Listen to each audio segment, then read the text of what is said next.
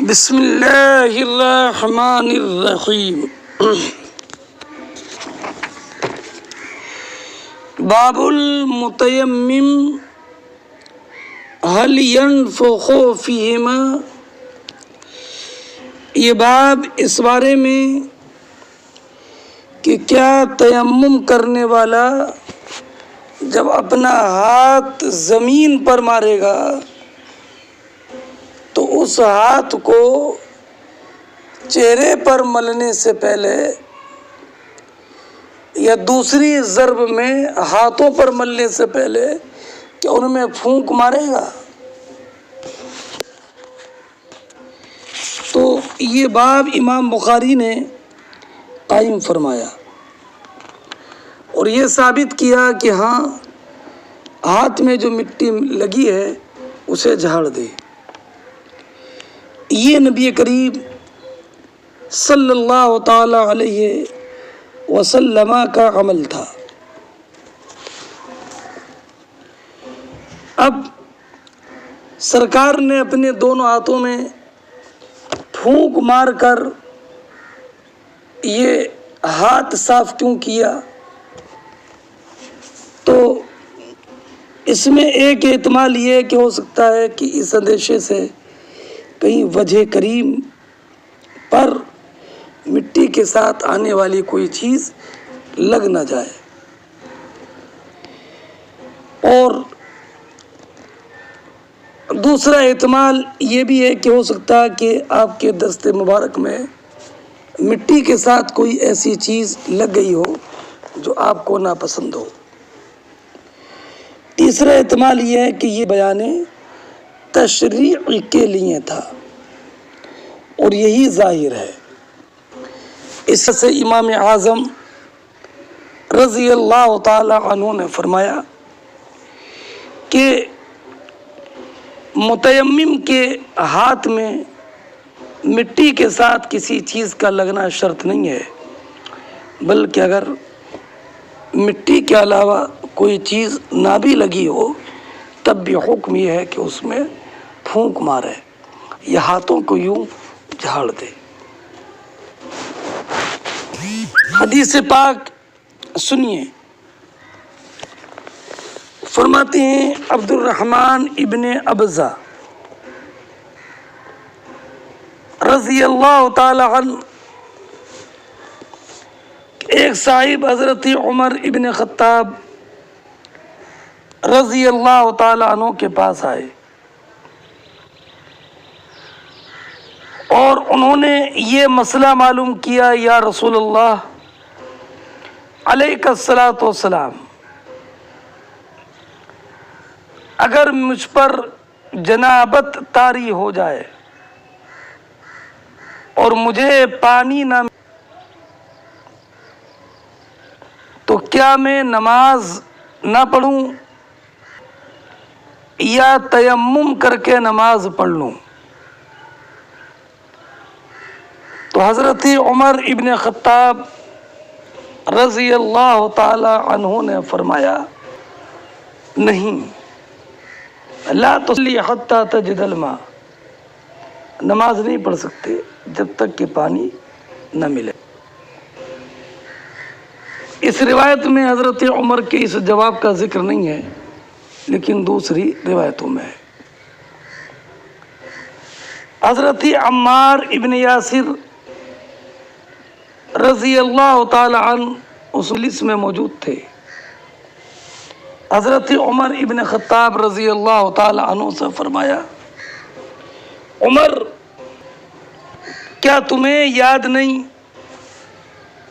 کہ ہم اور تم ایک سفر میں تھے، دونوں پر جنابت طاری ہوئی، تو جنابت کی وجہ سے تم نے نماز نہیں پڑھی، لیکن میں پانی نہ ملنے کی وجہ سے میں زمین میں مٹی میں لوٹ پوٹ ہو گیا اور میں نے زمین میں مٹی میں لوٹ پوٹ ہونے کے بعد میں نماز پڑھی۔ تو پھر میں نے یہ معاملہ نبی کریم علیہ الصلاۃ والسلام کی بارگاہ میں عرض کیا تو نبی کریم علیہ الصلاۃ والسلام نے ارشاد فرمایا، عمار مٹی میں لوٹ پوٹ ہونے کی ضرورت نہیں تھی، اتنا ہی کر لیتے۔ کتنا؟ نبی کریم نے اپنے دست مبارک کو زمین، حدیث کے الفاظ دیکھیے آخر میں فضرب النبی، تو نبی کریم نے دونوں ہاتھ مٹی پر مارے، وَنَفَخَ فِيهِمَا، اور اپنے دونوں ہاتھوں میں پھونک، مَسَحَ بِهِمَا وَجْهَهُ وَكَفَّيْهِ، اس کے بعد سرکار نے اپنے دونوں ہاتھوں سے اپنے چہرے کا مسح کیا اور اپنے دونوں ہتھیلیوں کا مسح کیا، ہتھیلیوں کا مسح کیا۔ تو اس سے یہ معلوم ہوا کہ جنوب اگر نہانے کے لیے پانی نہ پائے تو تیمم کرے اور جنوب نماز پڑھے، اور جنوب کے لیے تیمم میں وہی طریقہ ہے جو محدث کے لیے ہے کہ تیمم میں 2 ضربیں ہیں، چہرے کے لیے اور ایک ہاتھوں کے لیے، اور چہرے پر اور ہاتھوں پر مسح کرنے سے پہلے اپنے ہاتھوں مٹی کو پھونک مار لے۔ جنوب کے لیے تیمم میں لوٹ پوٹ ہو جانا یہ ضروری نہیں ہے۔ جب حضرت عمر ابن خطاب رضی اللہ تعالی عنہ سے حضرت عمار یاسر نے کہا تو کہا اتق اللہ یا عمار، اللہ سے ڈرو۔ تو عمار ابن یاسر نے کہا اگر آپ کہیں تو میں یہ دوبارہ حدیث بیان نہ کروں؟ حضرت عمر نے کہا واللہ کلا، نہیں، حدیث بیان کرو، لنولینک ما تولیت، آپ جو بیان کرتے ہیں وہ آپ جانیں۔ تو یہ حدیث سے جہاں یہ ثابت ہوا کہ ہاتھوں کو ہاتھوں میں پھونک مارنا چاہیے، اسی سے چند باتیں اور معلوم ہو گئیں۔ ایک بات یہ معلوم ہوئی کہ حضرت عمر ابن خطاب رضی اللہ تعالی عنہ جنوب کے لیے تیمم کی اجازت نہیں دیتے تھے، اور یہی عبداللہ ابن مسعود کا مذہب تھا، لیکن بعد میں عبداللہ ابن مسعود نے اس سے رجوع کیا اور کہا کہ نہیں، جنوب کے لیے بھی تیمم کی اجازت ہے، اور اس کا طریقہ تیمم وہی ہے جو کہ محدث کا ہے۔ ہاں، اب ایک روایت میں یہ ہے کہ ایک صاحب آئے اور انہوں نے عرض کی حضرت عمر سے، ہم 1 یا 2 مہینے ایسے ہی نکل جاتے ہیں ہمارے کہ ہم پانی نہیں پاتے۔ تو آپ نے فرمایا اگر میں ہوتا تو میں نماز نہیں پڑھتا یہاں تک کہ پانی کو پا لیتا۔ تو حضرت عمار ابن یاسر نے کہا کیا امیر المومنین وہ آپ کو یاد نہیں کہ ہم اور آپ اونٹوں کی نگہبانی میں تھے اور ہم پر جنابت طاری ہو گئی، تو میں لوٹ پوٹ ہو گیا تھا اور میں نے نبی کریم کی بارگاہ میں اپنا یہ معاملہ ذکر کیا تھا، تو سرکار نے فرمایا لوٹنے کی ضرورت نہیں ہے، اور پھر سرکار نے وہی 2 ضرب مار کر کے بتایا۔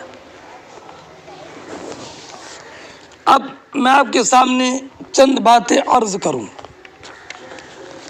اس سے حدیث سے ایک بات یہ معلوم ہوئی کہ قیاس صحیح ہے، اس لیے کہ حضرت عمار نے قیاس ہی تو کیا تھا تیمم کی صفت میں، اور اس کا قیاس کیا تھا تیمم کو غسل پر۔ اور ایک بات یہ معلوم ہوئی کہ تیمم میں دو ضربیں ہیں، ضربۃ للوجہ و ضربۃ للیدین۔ یہی امام عطا، امام شعبی، امام اوزاعی کا قول ہے۔ بات سمجھئے، دو ضربیں ہیں۔ ہاں، اب ضرب ہے کہاں تک؟ کونیوں تک دوسری ضرب۔ اور اس روایت میں کیا ہے کہ سرکار نے ارشاد فرمایا کہ ثم مسح بہما وجہ وکفیہ، اپنی ہتھیلیوں کا مسح کیا۔ اس سے معلوم ہوتا کہ تیمم میں ہتھیلیوں تک مسح کرنا کافی ہے۔ تو اس کا جواب یہ ہے کہ یہاں پر تعلیم تیمم مقصود ہے کہ لوٹ پوٹ ہونے کی ضرورت نہیں تھی، دو ضربیں کافی تھی، ایک چہرے کے لیے اور ایک اپنے ہاتھوں کے لیے۔ یہ مقصود ہے، یہ بتانا مقصود نہیں ہے کہ تنہا ہتھیلی پر مسح کرنے سے پورا تیمم ہو جاتا ہے۔ اللہ رب العزت جل جلالہ نے ارشاد فرمایا ہے وضو میں فاغسلوا وجوہکم وایدیکم الی المرافق، اور تیمم میں فرمایا فامسحوا بوجوہکم وایدیکم۔ یہاں پر مطلق ہے، تو یہ مطلق افراد وہ ہے جو وضو میں مقید ہے، اپنے کونیوں تک۔ بات سمجھ گئے؟ اچھا، تو یہاں پر ہاتھوں کے مقدار مسح کا بیان مقصود نہیں ہے، بلکہ صرف بتانا مقصود یہ ہے کہ ہاتھوں پر مسح کرنا ہے، پورا لوٹ پوٹ ہونا نہیں، ہاتھوں تک مسح کرنا ہے۔ کہاں تک کرنا ہے؟ تو حضرت حسن کی روایت ہے کہ آپ نے فرمایا ضربۃ للوجہ و ضربۃ للذراعین المرفقین۔ اور دوسری روایت میں التیمم ضربتان، ضربۃ للوجہ و ضربۃ للذراعین الی المرفقین۔ امام شعبی سے ہے التیمم ضربۃ للوجہ و ضربۃ للیدین الی المرفقین۔ عائشہ صدیقہ کی بھی ایسے ہی روایت ہے التیمم ضربۃ للوجہ و ضربۃ للیدین الی المرفقین۔ بات سمجھ گئے؟ یہی مذہب امام مالک کا ہے، امام شافعی کا ہے، امام اعظم کا ہے، امام لیث کا ہے اور ابن سعد کا ہے۔ بات سمجھ گئے؟ اب حضرت عمار کی حدیث ہے اس باب میں، اس میں بہت سا اختلاف اور اضطراب ہے، اس لیے حضرت عمار کی اس روایت پر عمل نہیں ہوگا، بلکہ عمل حضرت عبداللہ ابن عمر کی جو روایت ہے کہ سرکار نے فرمایا کہ التیمم ضربتان، ضربۃ للوجہ و ضربۃ للیدین الی المرفقین، اسی پر عمل ہوگا۔ اور ایک جابر ابن عبداللہ کی روایت ہے التیمم ضربۃ للوجہ و ضربۃ للذراعین الی المرفقین۔ دوسرا ایک بات اس سے اور معلوم ہوئی کہ تیمم ایسی چٹان سے بھی جائز ہے جس پر کہ غبار نہ ہو۔ اگر غبار سے تیمم مقصود ہوتا تو سرکار اپنے ہاتھ جھاڑتے کیوں؟ اگلا باب التیمم للوجہ والکفین، یہ باب ہے اس بارے میں کہ تیمم چہرے کا ہے اور ہتھیلیوں کا ہے۔ میں نے آپ کو بتا دیا کہ ہتھیلی تک تیمم کافی نہیں ہے، چونکہ تیمم وضو کا خلف ہے، تو جو مقدار تیمم میں وضو میں ہاتھوں کے دھونے کی ہے وہ تیمم، وہی مقدار تیمم میں ہاتھوں پر مسح کرنے کی بھی ہے۔ پھر جابر کی میں نے روایت بھی ذکر کی، التیمم ضربۃ للوجہ و ضربۃ للذراعین الی المرفقین، اور حضرت عمار کی روایت میں صرف یہ بتانا ہے کہ 2 ضربیں کافی تھیں، مکمل طور پر لوٹ پوٹ ہونا یہ شرط نہیں ہے، لیکن وہ ضرب ہاتھوں میں کہاں تک ہے اس محل کا بیان یہ مقصود نہیں ہے۔ فرماتی ہیں وَضَرَبَ شُعْبَةُ بِيَدِهِ الْأَرْضَ ثُمَّ أَدْنَاهُمَا مِنْ فِيهِ ثُمَّ مَسَحَ وَجْهَهُ وَكَفَّيْهِ، کہ حضرت امام شعبہ نے اپنے دونوں ہاتھوں کو زمین پر مارا، پھر اپنے ہاتھوں کو منہ سے قریب کیا من فیہ، اور پھر اس کو پھونک، پھر اپنے چہرے کا مسح کیا وَكَفَّيْهِ، اور اپنے ہتھیلی کا۔ تو میں نے بتا دیا کہ یہاں پر مقصود صرف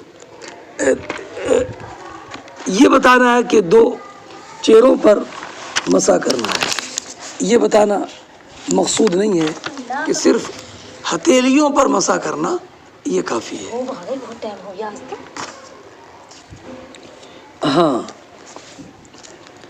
اب اگلی روایت دیکھیے، یہ جناب ثم ادناہما، اس سے مراد ہے اپنے قریب کیا، یعنی اس کو پھونکا، تفلا۔ چلیے پھر چند طریقوں سے حضرت امام بخاری رضی اللہ تعالی عنہ نے حضرت عمار ابن یاسر کی روایت کی بیان کی ہے۔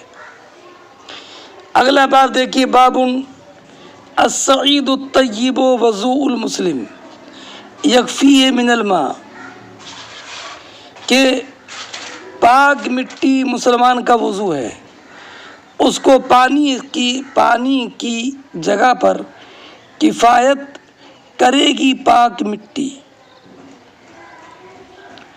اور ایک روایت میں سرکار نے فرمایا سعید الطیب وضوء المسلم ولو الی 10 سنین، یہ بیان فرمایا۔ مراد یہاں پر کثرت ہے، جب تک کہ پانی نہ ملے، اگر پانی نہ ملنے کی مدت 10 سال تک بھی ہو جائے تب بھی اس کے لیے جو ہے وہ مٹی سے تیمم کرنا جائز رہے گا۔ وقال الحسن یجزیہ التیمم ما لم یحدث، امام حسن بصری نے فرمایا کہ اس کے لیے تیمم جائز ہے جب تک کہ حدث لاحق نہ ہو، ہے نا، تیمم کر لیا تو جب تک حدث لاحق نہ ہو اس کا تیمم باقی رہے گا، جیسے کہ وضو کر لیا تو جب تک حدث لاحق نہ ہو اس کا وضو باقی رہتا ہے۔ بات سمجھ گئے؟ اصل میں یہی ہمارے امام اعظم کا مذہب ہے کہ تیمم کا حکم وضو کا حکم ہے، کہ ایک تیمم سے جتنے فرائض نوافل چاہے کر سکتا ہے، اور ہماری دلیل وہی حدیث حضرت امام حسن کا، یہ حسن بصری کا یہ ارشاد ہے، التیمم یجزی التیمم ما لم یحدث۔ امام شافعی کے ہاں ہر نماز کے لیے الگ سے تیمم کرنا یہ ضروری ہے، ہر فرض نماز کے لیے۔ یہ قول امام مالک، امام احمد، امام اسحاق کا ہے۔ بات سمجھے؟ اور امام حسن سے ایک روایت اور ہے، لا ينقض التیمم الا الحدث، اور ایک روایت میں ان کا یہ ہے التیمم بمنزلۃ الوضوء، سمجھ گئے؟ اور ایک میں ہے یجزی تیمم واحد ما لم یحدث، اور امام حسن سے یہ بھی ہے الصلوات کلھا بتیمم واحد مثل الوضوء ما لم یحدث۔ بات سمجھ گئے؟ اور اگلی بات سنیے، فرماتی ہے اما ابن عباس، اما یمو امامت کرنا وہ ہوا متیمم، عبداللہ ابن عباس نے امامت کی اس حال میں کہ وہ متیمم تھے اور امامت کی وضو کرنے والوں کی۔ اس سے معلوم ہوا کہ وضو کرنے والوں کی امامت تیمم کرنے والا کر سکتا ہے۔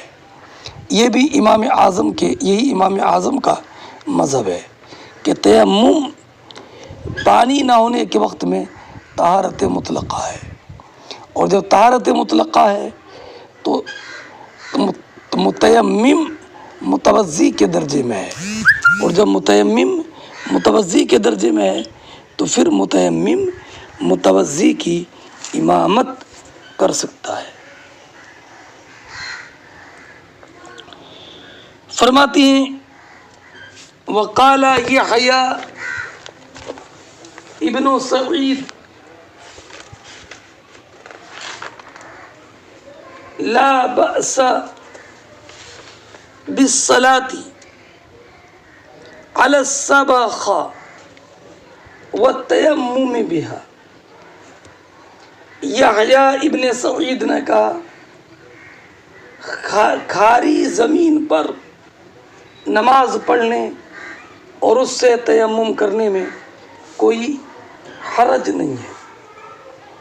کھاری زمین پر نماز پڑھنے اور اس سے تیمم کرنے میں کوئی حرج نہیں ہے۔ امام شافعی کا مذہب یہ ہے کہ تیمم صرف ایسی مٹی سے درست ہے جس میں کہ سبزہ اگانے کی صلاحیت ہو۔ کھاری زمین میں یہ قوت نہیں ہوتی ہے، اس لیے ان کے نزدیک کھاری زمین سے تیمم صحیح نہیں ہے، اور ہمارے ہاں کھاری زمین سے بھی تیمم صحیح ہے، اس لیے کہ کھاری زمین بھی زمین ہے۔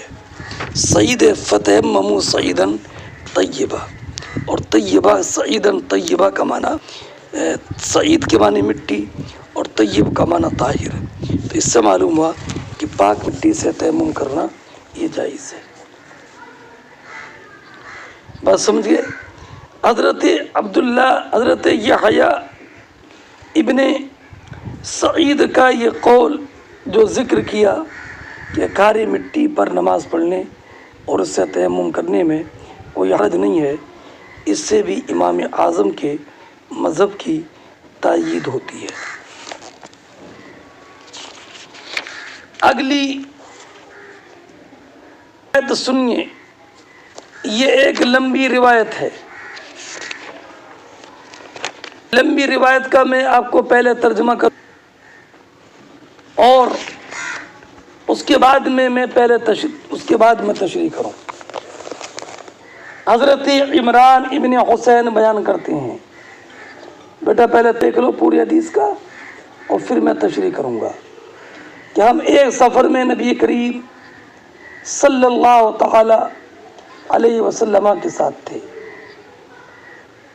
وَإِنَّا أَسْرَيْنَا، ہم لوگ رات بھر چلے، یہاں تک کہ جب رات کا آخر ہو گیا، وَقَعْنَا وَقَعَةً وَلَا وَقْعَةَ أَحْلَى عِنْدَ الْمُسَافِرِ مِنْهَا، کہ ہم جب آخری شب میں ہوئے تو ہم نے قیام کیا اور ہم پر ایسی نیند طاری ہوئی کہ اس سے زیادہ میٹھی نیند مسافر کے نزدیک کوئی اور ہو نہیں سکتی، تو ہم سوتے رہے۔ فما ایقظنا الا حر الشمس، تو سب سے پہلے ہمیں بیدار سورج کی گرمی نے کیا۔ سب سے پہلے فلاں جاگا، فلاں کون اس میں نہیں ہے، یہ بکر تھے۔ پھر فلاں جاگے، یہ ابو رجا نے ان کا بیان تھا، ان کے راوی عوف بھول گئے، یہ خود راوی حضرت عمران ابن حسین تھے۔ پھر چوتھے نمبر پر حضرت ابن خطاب بیدار ہوئے۔ نبی کریم علیہ السلام جب آرام فرماتے تو ہم بیدار نہیں کرتے، حتی یکون ہوا یستیقظو، یہاں تک کہ حضور خود ہی بیدار ہوتے، اس لیے کہ ہم نہیں جانتے تھے کہ حضور کی حالت میں حضور کو سونے کی حالت میں حضور پر کیا حالت درپیش ہے۔ فلما استيقظ عمر، جب عمر بیدار ہوئے اور لوگوں پر جو حالت طاری تھی وہ دیکھی، وَكَانَ رَجُلًا جَلِيدًا، اور یہ نڈر اور جری انسان تھے، فَكَبَّرَ، تو انہوں نے بلند آواز سے کہا اللہ اکبر، اللہ اکبر، اللہ اکبر، فما زال يكبر ويرفع صوتا بالتکبیر، تو برابر یہ بلند آواز سے تکبیر کہنے لگے، یہاں تک کہ حضور ان کی آواز کی وجہ سے بیدار ہو گئے۔ فلما استيقظ، جب حضور بیدار ہوئے تو لوگوں نے حضور سے جو افتاد مصیبت پڑی تھی اس کی شکایت کی، تو نبی کریم نے فرمایا لا غیر، یا فرمایا لا یضیر، ہو کوئی نقصان نہیں یا کوئی نقصان نہیں ہوگا۔ فرتحلا، اور سرکار نے کہا یہاں سے کوچ کرو، فرتحلا، فسارا غیر بعید، تو تھوڑی دور چلے تھے، ثم نزلا، پھر اترے، فدعا بالوضو، وضو کا پانی طلب کیا، فتوضأ، وضو کیا، اور نماز کے لیے اذان کہی گئی، فصلی بالناس، تو حضور نے لوگوں کو نماز پڑھائی، فلما انفتل من صلاته، جب اپنی نماز سے فارغ ہوئے تو دیکھا کہ ایک مرد الگ کھڑا ہے، لم یصلی مع القوم، اس نے لوگوں کے ساتھ نماز نہیں پڑھی ہے، قال ما منعک یا فلاں ان تصلی مع القوم، اے فلاں تمہیں کیا ہوا کہ تم نے لوگوں کے ساتھ نماز نہیں پڑھی؟ تو انہوں نے کہا یا رسول اللہ مجھ پر جنابت طاری ہو گئی، ولا ماء، اور یہاں پر پانی موجود نہیں ہے۔ تو سرکار نے فرمایا علیک بالصعید، تم مٹی سے تیمم کرو، یہ تمہارے لیے کافی ہے۔ یہی محل ترجمہ ہے، اس سے معلوم ہوا کہ جنوب مٹی سے تیمم کر لے گا۔ پھر نبی کریم علیہ الصلاۃ والسلام آگے بڑھے تو لوگوں نے نبی کریم سے شکایت کی، پیاس کی، فنزلا، تو سرکار اترے اور فلاں کو بلایا، ابو رجا نے ان کا نام بتایا تھا، او بھول گئے، کن کو بلایا؟ تو یہ عمران ابن حسین کو اور حضرت علی کو بلایا اور فرمایا تم دونوں جاؤ پانی تلاش کرو۔ تو یہ دونوں چلے، فتلقى امرأة بین مزادہ او ستیحتین، مزادہ ستیحہ ان مشکیزوں کو بولتے ہیں جو بڑے بڑے ہوتے ہیں اور ان مشکیزوں کو باندھ کر اونٹ کے اوپر لٹکا لیتے ہیں، ایک مشکیزہ اونٹ کے اس سائڈ میں اور ایک مشکیزہ اونٹ کے اس سائڈ میں۔ تو ایک عورت ملی کہ پانی دو مشکیزوں کے، پانی کے دو مشکیزیں اس کے اونٹ پر لدے ہوئے تھے، تو انہوں نے اس سے کہا این الماء، پانی کہاں ہے؟ تو کہا آہدی بالماء امس ہذه الساعة، میں کل اس وقت پانی پر تھی، یعنی 24 گھنٹے کی مسافت پر پانی ہے، کہ کل میں اس وقت پانی پر تھی، اب پانی پر چل کر یہاں پر آئی ہوں، وَنَفَرُنَا خُلُوفًا، اور ہمارے مرد پیچھے رہ گئے ہیں۔ تو حضرت علی اور حضرت عمران اور ابن حسین نے اس سے کہا انطلقی، تو چل۔ اس نے کہا کہاں؟ کہا نبی کریم علیہ الصلاۃ والسلام کے پاس۔ تو عورت نے کہا وہی آدمی جن کو صحابی کہا جاتا ہے؟ تو انہوں نے کہا ہاں، الذی تعنینا، وہی جو تم سمجھ رہی ہو۔ فانطلقی، تو یہ چلی یہاں تک کہ نبی کریم علیہ الصلاۃ والسلام کی بارگاہ میں ان کو لے کر کے آئے۔ سمجھ گئے؟ اور دونوں نے پورا واقعہ بیان کیا۔ تو سرکار نے فرمایا انہیں اتارو اس کے اونٹ سے۔ اور سرکار نے برتن منگوایا اور ففرغ، اور اس برتن میں اس کی دونوں پکھالوں یا مشکیزوں کے منہ سے کچھ پانی انڈیلا اور اس کا منہ بند کر دیا۔ وَأَطْلَقَ الْأَزَالِيَّ، اوپر کا جو منہ پانی بھرنے کا ہوتا ہے مشکیزے کا وہ بند کر لیا، اور چھوٹا والا منہ جس سے پانی نکالا جاتا ہے وہ کھول دیا، اور لوگوں میں اعلان کر دیا پانی پیو، پلاؤ۔ فَسَقَى مَنْ سَقَى، تو جس نے پینا تھا پیا اور جس کو پلانا تھا پلایا۔ اور آخر میں ایک برتن پانی اسے بھی دیا جسے جنابت لاحق ہو گئی تھی، اور فرمایا جاؤ اس کو اپنے اوپر ڈالو، نہا لو۔ وہ عورت کھڑی سب دیکھ رہی تھی کہ اس کے پانی کے ساتھ کیا کیا جا رہا ہے، اور اللہ کی قسم لقد اقلع عنہا، اس کے مشکیزے کا پانی منہ بند کیا گیا، اور ایسا لگ رہا تھا کہ پانی بجائے کم ہونے سے اس سے بھی زیادہ ہو گیا جتنا پانی اس وقت میں تھا جب کہ پانی نکالنا شروع کیا تھا۔ تو نبی کریم نے فرمایا کہ اجمعوا لہا، اس کے لیے کچھ جمع کرو۔ تو اس کے لیے لوگوں نے اجوا، کھجور، آٹا، ستو اور کھانے کا سامان جمع کیا اور ایک کپڑے میں باندھ دیا، اور اس کو اونٹ پر سوار کیا، اور وہ کپڑا اس کے سامنے رکھا، اور اس سے کہا تم جانتی ہو ہم نے تمہارے پانی سے کچھ کم نہیں کیا، اللہ ہی نے ہم کو سیراب کیا۔ فَأَتَتْ أَهْلَهَا، وہ اپنے ساتھیوں کے پاس آئی اور اس کے پہنچنے میں تاخیر ہو گئی تھی۔ تو لوگوں نے کہا ما حبسک یا فلاں، اے فلاں تم کہاں رہ گئی تھیں؟ تو کہا تعجب ہے، مجھے 2 مرد ملے اور مجھے اس مرد کے پاس لے گئے جنہیں صابی کہا جاتا ہے، اور میرے ساتھ ایسا ایسا کیا، اور کہا واللہ، یا تو وہ اس اور اس کے درمیان یعنی زمین و آسمان کے درمیان سب سے بڑے جادوگر ہیں۔ اس نے اپنے بیچ والے اور سبابہ سے اشارہ کیا، ان کو اٹھایا آسمان کی طرف، اور یہ کہا یا واقعی وہ سچے رسول ہے۔ اب مسلمان اس کے بعد جب اس کے ارد گرد کی مشرک آبادیوں پر حملہ کرتے تو اس محلے کو چھوڑ دیتے جس میں وہ تھی۔ تو ایک دن اس نے اپنی قوم سے کہا اے میری قوم، میں ان کو یہ دیکھتی ہوں کہ وہ تم کو اسی قصدن چھوڑتے ہیں، تو کیا اسلام میں تمہیں دلچسپی ہے؟ تو ان کی سب لوگوں نے ان کی اس عورت کی بات مانی اور اسلام میں داخل ہو گئی۔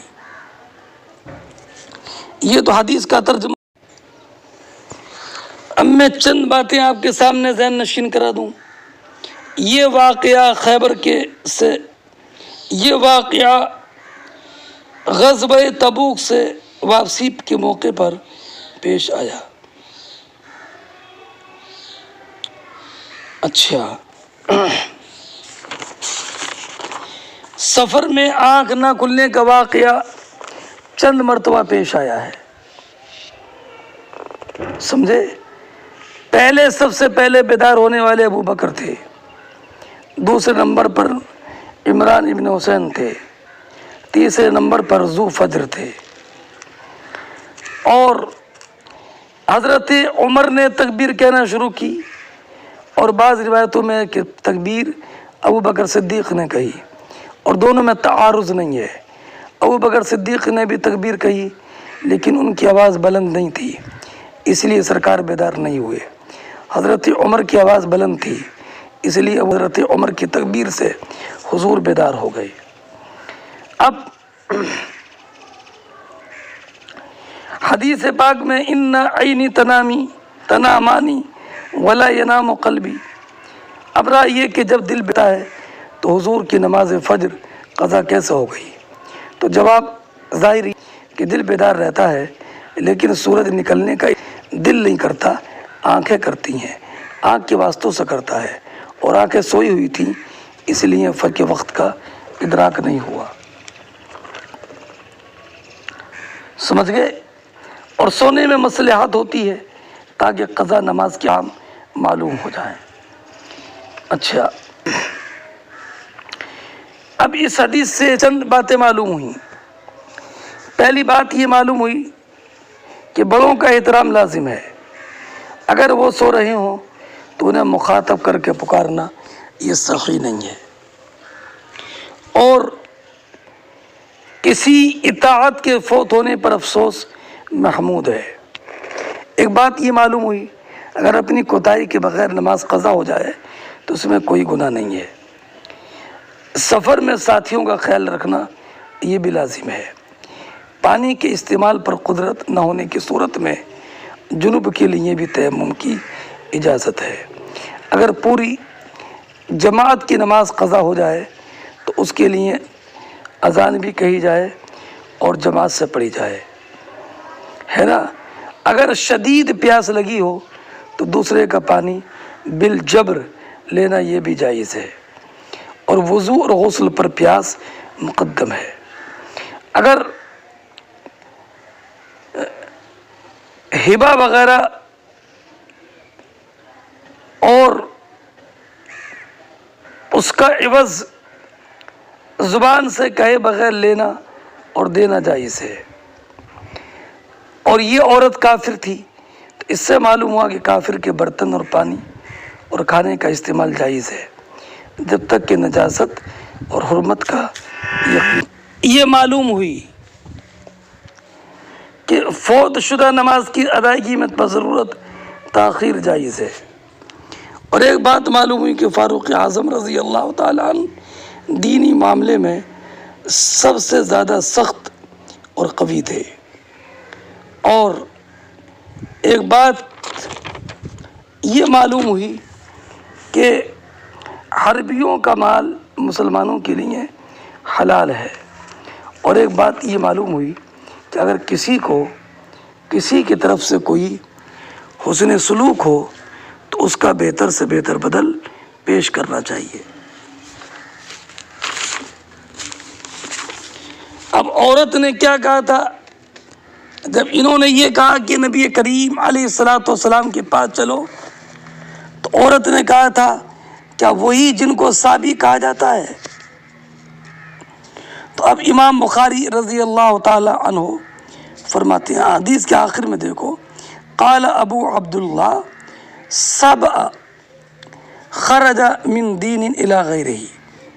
سبع کے معنی ایک دین سے نکلا دوسرے دین میں چلا گیا. تو سابی کے معنی ایک دین سے نکل کر دوسرے دین میں داخل ہونے والا. بات سمجھ گئے؟ اب چونکہ عرب کے جاہل نبی کریم کو سابی اس وجہ سے کہتے تھے کہ حضور نے قریش کے مذہب کے بجائے دین ابراہیم کو اختیار فرمایا. اب قرآن کریم میں چونکہ سائبین کا لفظ ہے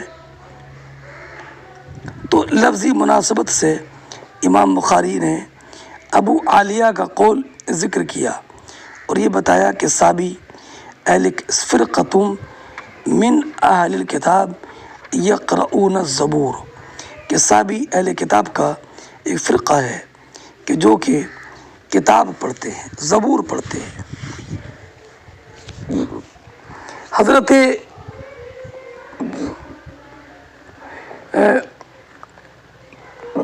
یوسف علیہ الصلاۃ والسلام نے اللہ رب العزت کی بارگاہ میں دعا کی تھی، وَإِلَّا تَصْرِفْ عَنِّي كَيْدَهُنَّ أَصْبُ إِلَيْهِنَّ وَأَكُن مِّنَ الْجَاهِلِينَ. اے اللہ تو اپنے فضل سے ان عورتوں کے مکر کو مجھ سے نہ پھیرے گا تو اصب الیہن، میں ان جھک جاؤں گا، وَأَكُن مِّنَ الْجَاهِلِينَ، میں نا آشنا لوگوں میں سے ہو جاؤں گا. تو اصب صیغہ واحد متکلم کا صیغہ ہے اور یہ چونکہ نہیں کے جواب میں ہے اس لیے یہ مجزوم ہے، تو اس کا مادہ بھی سبعن ہے۔ اور میں نے بتایا کہ امام بخاری علیہ الرحمت والرضوان کی عادت کریمہ یہ ہے کہ جب قرآن میں کوئی لفظ اس مادے کا آ جائے جس مادے کا لفظ حدیث میں ہے، تو اس قرآن کے لفظ کی بھی یہ تشریح اور توضیح فرما دیتے ہیں۔ تو اب اسبو کا معنی کیا ہے؟ تو فرماتے امیل، امیل یعنی امیلو الیہن، میں ان کی طرف مائل ہو جاؤں گا، لیکن چونکہ اسبو یہ حالت جزم میں ہے اس لیے امیل کے ساتھ جو وضاحت کی اس کو بھی حالت جزم والی صورت میں ذکر کیا ہے۔ بات سمجھ گئے؟ ہاں چلیے اب حضرت علی رضی اللہ تعالی عنہ اور عمران بن حسین جس عورت کو لے کر آئے تھے اس نے نبی کریم کی شان میں کوئی گستاخی کی،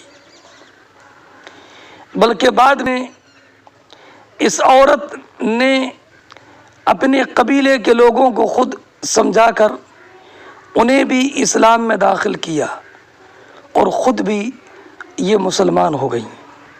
تو دراصل یہ ان کے اسی ادب کا ان کو صلہ ملا کہ اللہ کے فضل سے ان کو ایمان نصیب ہوا۔ اس سے معلوم ہوا کہ اگر کافر بھی اگر محبوبان بارگاہ خداوندی اور نبی کریم علیہ الصلاۃ والسلام کا ادب اور احترام کرتا ہے تو اس کو بھی اس کا فائدہ پہنچتا ہے۔